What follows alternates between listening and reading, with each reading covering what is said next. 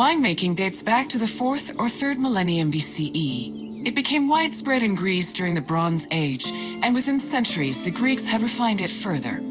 The first step in the process was always harvesting, where grapes grown on rows of vines were collected by vineyard workers. According to Homer, harvesting was often accompanied by music to give it a more festive atmosphere.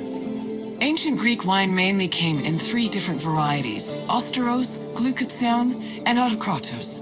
It could be flavored with spices, herbs, resin, and even perfume. It was also much stronger than modern wine, with an alcohol percentage of approximately 16%. Because of this, the drink was mixed with water to make it more palatable.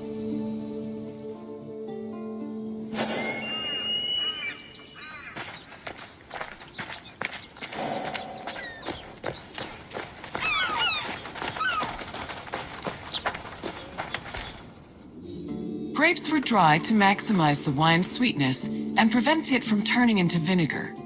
In most vineyards, the drying process involved laying the grapes out on the ground under the heat of the sun, then covering them at night to protect them from accumulating dew. According to Hesiod's poem, Works and Days, the ideal time to dry grapes was 10 days and 10 nights. When they were finally completely dried, the grapes were collected in jars, just as they are today.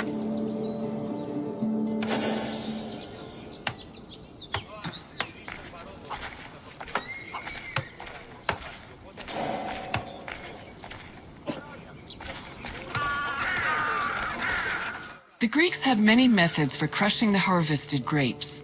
The most common technique was to use a lenos, a large treading vat where workers stomped on grapes with their feet.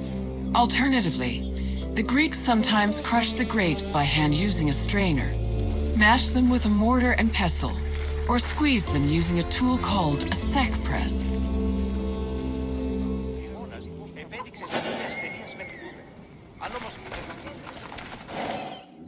After the grapes were pressed, the resulting juice was poured into large containers called pithoi, where it fermented. Once fully fermented, the wine was filtered through an ethmos, or sack, which separated it from the residual yeast called lees. The wine was then placed in a special storage room. The room was half buried to keep it dry and maintain a consistent temperature of 15 degrees Celsius. These measures ensured the wine wouldn't lose any of its quality before being shipped to market.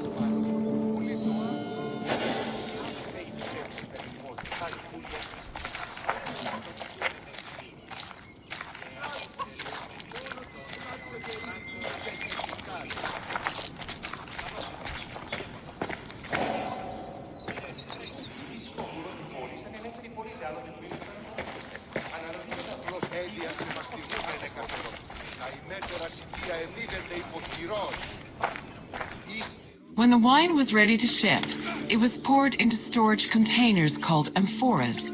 These were smaller than pithoi, which made them easier to ship and display in crowded marketplaces. However, that doesn't mean transporting wine was always a safe endeavor. Sometimes ships carrying amphoras as cargo would be wrecked before making it to their destination, losing hundreds of bottles of wine to the sea.